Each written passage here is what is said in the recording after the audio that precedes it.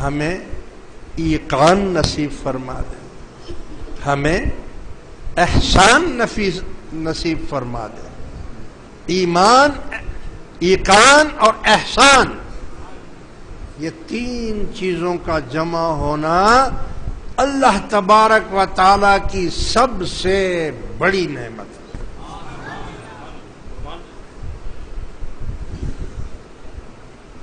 سنو،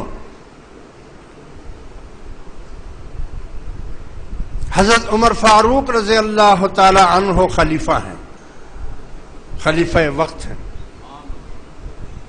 حبشہ کے بادشاہ نے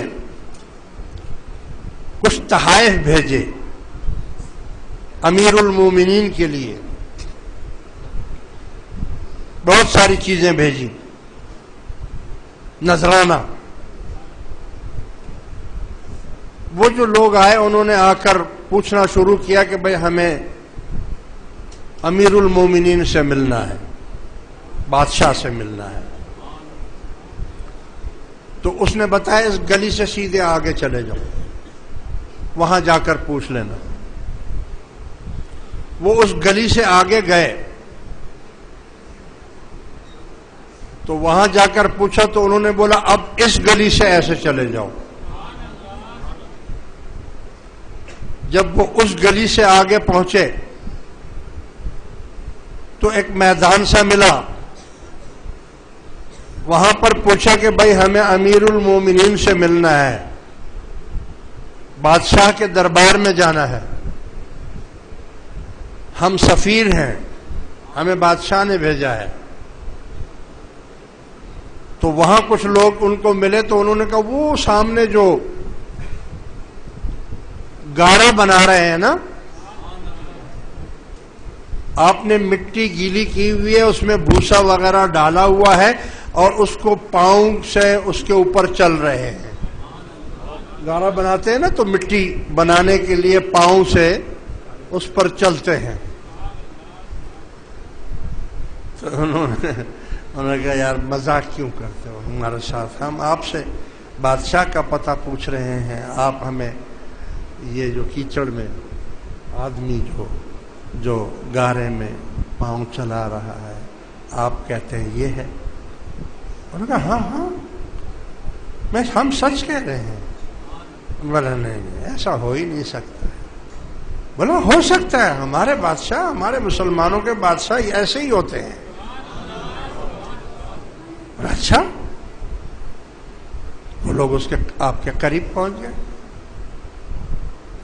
قریب جا کر پوچھا بھائی ہم نے حضرت عمر سے ملنا ہے، امیر المومنین سے ملنا ہے۔ اب وہ پاؤں چلا رہے ہیں، اب حضرت عمر فاروق بولا ہاں بولو میں ہوں بولو۔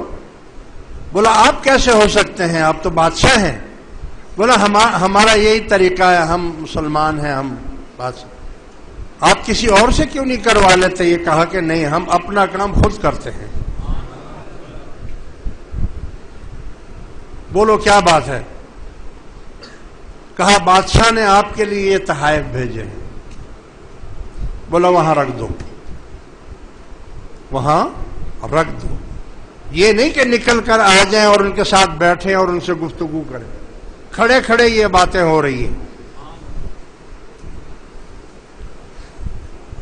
انہوں نے وہ سارے تحفے وہاں، بولا اس میں کیا کیا ہے؟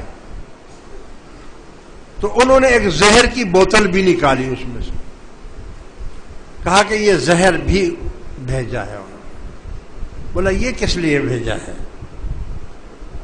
کہا کہ یہ اس لیے بھیجا ہے کہ اگر دشمن تم پر مقابلہ ہو دشمنوں کے ساتھ تو اگر اس بوتل کے چند قطرے کسی تالاب میں آپ ڈال دیں گے تو دشمنوں کے لوگ مر جائیں گے، ختم ہو جائیں گے۔ بولا اچھا کتنی دیر میں یہ ختم کر دیتا ہے؟ کہنے لگے اس کے اگر 2 قطرے بھی حلق سے نیچے چلے جائیں تو آنتنیاں کٹ جاتی ہیں اور آدمی اسی وقت مر جاتا ہے۔ آپ نے فرمایا اچھا دو تو صحیح ذرا مجھے، سب سے پہلے دشمن کے لیے ہے نا؟ بولا ہاں، سب سے پہلے دشمن تو میرا نفس ہے. میرا جو نفس ہے یہ میرا دشمن ہے. بوتل ہاتھ میں لی، آپ کو سستی ملی ہوئی ہے یہ دعا، یہی دعا 3 مرتبہ پڑھی. بسم اللہ باللہ بسم اللہ خیر الاسماء بسم اللہ الذی لا یضر مع اسمہ شیء فی الارض ولا فی السماء وہو السمیع العلیم. یہ دعا پڑھی اور وہ بوتل منہ سے لگا کر گٹ گٹ گٹ گٹ گٹ کر کے پی لی اور بوتل پھینک دی.